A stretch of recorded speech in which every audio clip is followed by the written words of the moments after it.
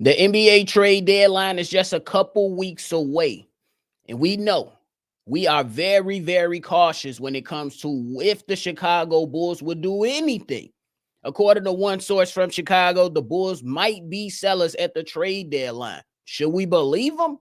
Should we be prepared for more disappointment? Y'all know we're going to talk about it all, break it down, but you got to hear the music first. Cognac, gang.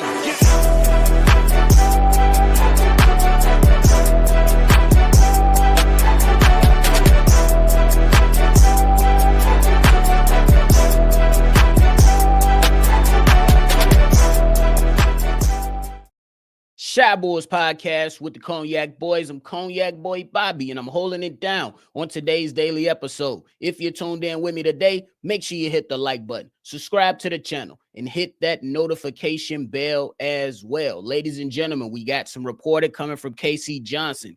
He was on CHSN talking about the Chicago Bulls, and he had some things to say regarding the Chicago Bulls and the state of the team when it comes to what if they're going to be buyers or sellers by the trade deadline. KC Johnson went on to say this, and quote, "Everything I'm hearing around the league remains the Bulls are going to be sellers at the deadline. Here's one thing I know for sure. This franchise is tired of being stuck in the mud, and that's exactly where they are at this point in the season. They understand how deep this first-round pick is in 2025. They'll like to keep it. Thus, you keep hearing names like Zach LaVine and Nikola Vucevic available," end quote. Now, the quote sounds great from KC Johnson. You know what I'm saying? But he is just the Bulls insider. He's not the one that's going to make the calls, flip the deals, get players in, ship players out, get assets in, ship assets out. I know one thing. If we going based off history, Arturas Karnisovas, this is a guy that taped his hands under his butt. Like, call it what you want. Yes, when we talk about what he just sit on his hands and just let things play out when it's time to strike a deal. If we looking at the history of AK with the Chicago Bulls, he has left a lot to be desired when the team absolutely needed change. Lonzo Ball goes down a few years ago. No, we didn't do anything at the trade deadline. We went and got Tristan Thompson. Lonzo Ball still couldn't return. You still needed additional help. Didn't do nothing at the trade deadline. We signed Pat Bev. Those type of things were present for the Chicago Bulls. Should we continue? Should we talk about Andre Drummond? Should we talk about how the Philadelphia 76ers was trying to give up 2 second-round picks reportedly to the Chicago Bulls for a Andre Drummond? Should we ignore that? Because right after the season ended, guess where Andre Drummond ended up? So you allowed the man to walk away for nothing. Talk about DeMar DeRozan. Look, I know, and we love DeMar DeRozan. We respect everything DeMar DeRozan has done for the Chicago Bulls and the city of Chicago. We had some really, really good moments. Even if we was stuck in the mode of mediocrity, we had some really, really good moments with DeMar DeRozan, but the reluctancy to do anything at the trade deadline left a lot to be desired. There were moves that could have been made this entire time, and yet we sit here and look like this. And it's not, and let's be real, it has not always been bad. Some moments for the Chicago Bulls actually look pretty damn good. We're talking about the early win against Boston for some of that. You're talking about some of these close games that the Chicago Bulls was able to play. We talk about these guys handling business on Derrick Rose night, giving us that nostalgia, giving us that feel-good moment. Just to all come back and lose to the Sacramento Kings, to lose to the Pelicans, and lose to the Atlanta Hawks, all at home with an opportunity to win the games. You ask me, I think the Chicago Bulls are pretty much damn allergic to being 500. Every single year we're talking about, man, the Bulls could be close to being 500 now, guys. And guess what? They get a game or two away from 500 and they fluster. They lose about 2, 3, 4, 5 games. You know what I'm saying? That's unacceptable for us. When we talk about the Chicago Bulls at their mid-season records for the last 3 years, we're talking about in 2024, 2025, this year, 18-23 on the season. 2023, 2024, 19-22 on the season. 22-23 season, 19-22 on the season. So the Chicago Bulls continuously are stuck in the mud, but yet nothing is changing. Look, I like some of the guys on the team. I do. I like certain guys on the team. I like what Zach LaVine has been doing this season. I like what Nikola Vucevic has been doing this season. I like how Ayo looks. I like how Kobe looks. I refuse to sit here and say Montes should not be, you know what I'm saying? I refuse to accept the fact that Montes Buzelis can't get more minutes on this team. What is the focus? What is the purpose? The Bulls came out and said that early in the season, we're going to win as many games as possible. You're still not winning more than what you previously done. It's been the same cycle over and over and over and over again. That's the thing. So, AK, we point to you, my guy, and say, no more hiding behind the desk. You can no longer do that, my guy. You can no longer hide behind the desk and do nothing. That's what we standing on. You can no longer sit here and say that the object of the game is to win as many games as possible, but you just can't win enough games with this roster, big dog. Look, and I know that we can't pay too much attention around what other teams are doing or whatnot, but guess what? The Indiana Pacers look like they right back and rolling, looking all right. The Detroit Pistons having a good January. They look like they moving, or they look like they moving and will be moving further this season than the Chicago Bulls. The Chicago Bulls are not even top 9 in the Eastern Conference right now. In the Eastern Conference that has been jam-packed, filled with injuries, and teams really not performing to the level that we've seen them seen where they can perform at.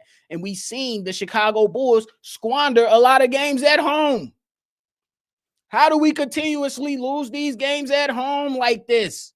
Disrespecting the people who pay the damn bills for y'all, filling the seats, trying to cheer for y'all. The lackadaisical stuff that comes out of this squad. And I understand it is more than the players, but it got to start with the players. What type of, I understand we have a template. The template is we're going to spam threes. But is that truly a winning identity right now? With the lack of all the other things that got to be intermixed into that type of play style? Where's the adjustments at? How do we evaluate this team properly? How do we look at our young talent? How do we see a Julian Phillips take a step forward if we just say, hey, cut to the basket occasionally, mostly stand in the corner, shoot the three? We need a little bit more creativity in his offense. We need a little bit more grit on the defensive side of the ball. And I love the offensive rankings. I love the pace. I love the three-point shooting. I love the ability to share the basketball on most nights. But all these things that have led to this point are not resulting in wins at home or wins against teams that you're supposed to beat. You're supposed to be stumping teams like the Washington Wizards. It shouldn't take for them to whoop your ass and then you have to come back and whoop their ass. This ain't the early 2000s to where people fight 2-3 times before they just call it quits. No, this is a moment to where we looking at guys and we say, we got a one-hitter quitter. Let's knock them out. You know what I mean?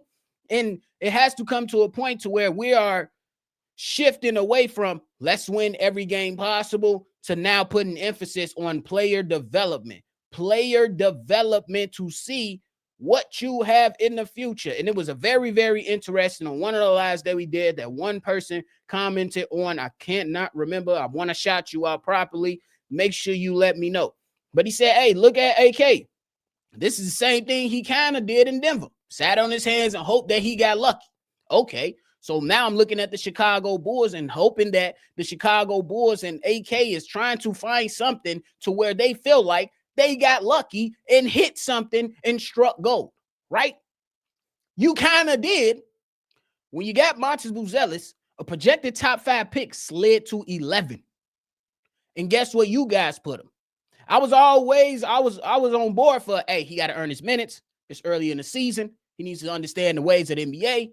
He needs to understand how or understand the expectations we placed on him on how he needs to play. I understand that. But 41 games into the season, enough is enough. What, y'all don't practice that much anymore? While the season is going on, you're not practicing that much. So tell me how this young guy that was a projected top 5 pick is continuously sitting on the bench, AK. Yes, we're starting to see him a little bit more due to some injuries here and there, But when the guys return and Lonzo Ball's not sitting out of back-to-backs, and P. Will is constantly P. willing and P. wanting, you know what I mean? Where is the accountability? I understand the politics behind some of the stuff, but I'm like, bro, to hell with it. Because even if we talking about winning the most games possible, I posed this on yesterday's live while we was talking to some of you guys. For those that missed it, here was the question. Even though Montes Buzelis is a rookie, even though you paid Patrick Williams all this damn money, answer the question. Does Patrick Williams starting give the Chicago Bulls a better chance of winning? No. The answer is no. I'm not talking about, if you know what I'm saying, I'm not talking about everybody else. You know what I'm saying? But if you're looking at P. Will playing the 4, I know it's going to be pushed back with people saying, hey, he's technically a 3. Guess what? That ain't what his job is requiring him to do. His job is requiring him to play the 4. He's developed into he built up the frame of his body to play the 4. So why can't he be consistently decent? Nobody's asking him to be an all-star. Nobody's even asking him to be good. Just be consistently decent. And we can't get it out of him. That's why I came to the conclusion that P. Will, as the 4, does not give the Bulls the best chance to win. It doesn't have to be Montes Buzelis. It can be a guy like Julian Phillips that fills in for Patrick Williams, but I do know Patrick Williams in the starting lineup is not giving the Chicago Bulls the best chance to win. If we going off what AK and Billy Donovan has been telling us for weeks. So what is the play here? Stop hiding behind your desk. Make some moves so we can help this team improve. Yes, the three-point shooting is better. Yes, the team is moving faster like a more modern NBA team. Yes, these young guys are getting out on a run. But it's two sides to basketball. Offense and defense. So where are the defensive guys on this team? Where are the young guys that's going to show a little bit more effort? Where are the young guys that are going to come in here and develop to take the Chicago Bulls to the next level? We've been stuck in the same pile of shit for the last 3 years.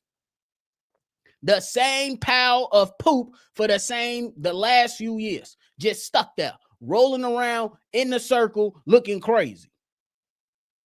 And then sometime the Chicago Bulls, they say, hey, we're going to go out here. We drafted Montes. We're going to clean ourselves off a little bit. But then the season get here, we're not going to play them. So you lay right back down in the poop and get stanky again. It doesn't make sense to me, y'all. AK cannot hide behind this desk. He needs to become front. He needs to step his ass to the front and speak. I'm not saying my man's got to have a press conference every single week, but leaving the questions and all the answers to be made by Billy Donovan and to accept your fire is straight punk shit. We got to call it how we see it. That's some punk stuff. For real. We got to call it how we see it when it comes to how AK is sitting here and trying to help this team. That is some punk stuff. We have to be better, guys. And do we actually believe that this man is going to do anything at the trade deadline? I tell you right now, I have no belief. I have no belief. If a trade comes down tomorrow, I hold my hands up and I say I was wrong. But I have no belief that Vooch is going to be gone. I have no belief that Zach LaVine is going to be gone or any other player on the Chicago Bulls is going to be gone. But I do say this, make some shake. Make some shake because you can't hide behind this anymore. Enough is enough. That's it. I understand the messages and the things that's been put out there and what was recently reported by Casey Johnson. But at the end of the day, the evidence say AK don't do nothing at the trade deadline. Maybe once. But after that, nothing. So is it that one time again that we're going to see a change? I don't know. But we shall see.